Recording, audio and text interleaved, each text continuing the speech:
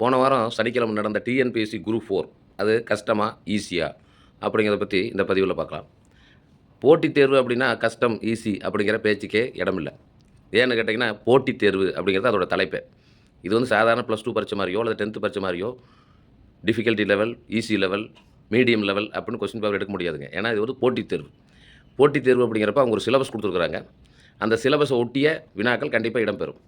இப்போது 20,00,000 பேர் எழுதுறாங்க. அரசாங்கத்துக்கு தேவை வெறும் 4,000 பேர் அப்படின்னா, அப்போ அந்த 4,000 பேர் எப்படி வந்து வடிகட்ட முடியும்? கொஸ்டின் பேப்பரை டஃப் பண்ணும். எல்லாமே ஈஸியாக கேட்டால் 20,00,000த்தில் ஒரு 10,000 பேர் ஒரே மார்க் வாங்கிடுறாங்கன்னு வச்சுக்கங்க.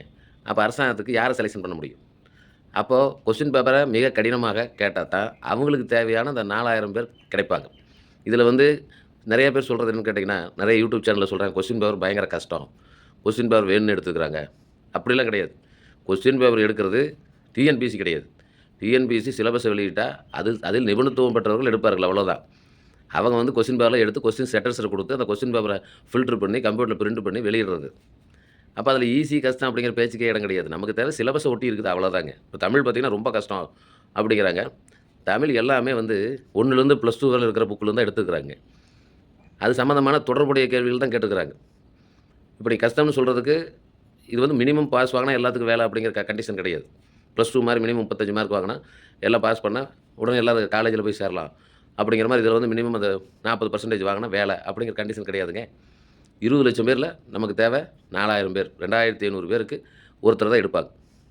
5,000 பேர் 5,000 பேருக்கு ஒருத்தர் தான் எடுப்பாங்க. அப்போ கொஸ்டின் பேப்பர் கடினமாகத்தான் இருக்கும். அப்போ நாம் என்ன செய்யணும் அப்படின்னா, நம்ம ஈஸியாக இருக்கும் அப்படின்னு எதிர்பார்த்து போகக்கூடாது. கொடுத்த சிலபஸை நம்ம முடிக்கணும். 2வது இந்த 10th மேத்ஸு இது கணக்கெல்லாம் பார்த்திங்கன்னா கொஞ்சம் சுலபமாக வந்ததுன்னு சொல்கிறோம். அதையும் கஷ்டமாக கிடந்து என்ன பண்ணுவோம்?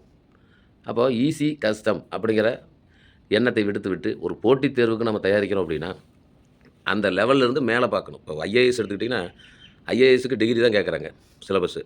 ஆனால் டிகிரி லெவலில் கொஸ்டின் வரது இல்லைங்க. அவங்க விட்டுருக்கிற சிலபஸை பார்த்தீங்கன்னா +2 10th வரையில் இருக்கிற சிலபஸ் தான் கவர் ஆகுது.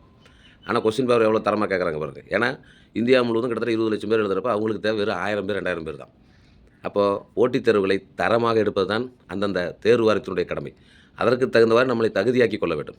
இந்த குரூப் 4க்கு சம்பளம் கம்மி, அதனால் ஈஸியான கொஸ்டின் எடுக்கணும் அப்படி சில பேர் சொல்கிறாங்க. சம்பளத்துக்கும் அந்த தேர்வுக்கும் சம்மந்தமே கிடையாது. ஏன்னா சம்பளம் கம்மியாக இருந்தால் ஈஸியான கொஸ்டின் எடுக்கணும் அப்படி சொல்ல முடியாது. ஏன்னா குரூப் 4 எழுதுறவங்க நிறைய பேர் இன்ஜினியரிங் முடித்தவங்க, டிகிரி முடித்தவங்க, பெரிய படிப்பு MBA முடித்தவங்க கூட எழுதுகிறாங்க. அதனால் வெறும் 10th மட்டும் முடித்தவங்க இதை எழுதலை, எல்லோரும் எழுதுகிறாங்க. அதனால் போட்டித் தேர்வு என்று வருகின்ற பொழுது அதற்குண்டான பாடப்பகுதி மற்றும் அது சார்ந்த தொடர்புடைய பாடப்பகுதியை படித்து கொண்டு சென்றால் தேர்ச்சி பெறுவது மிகவும் எளிது.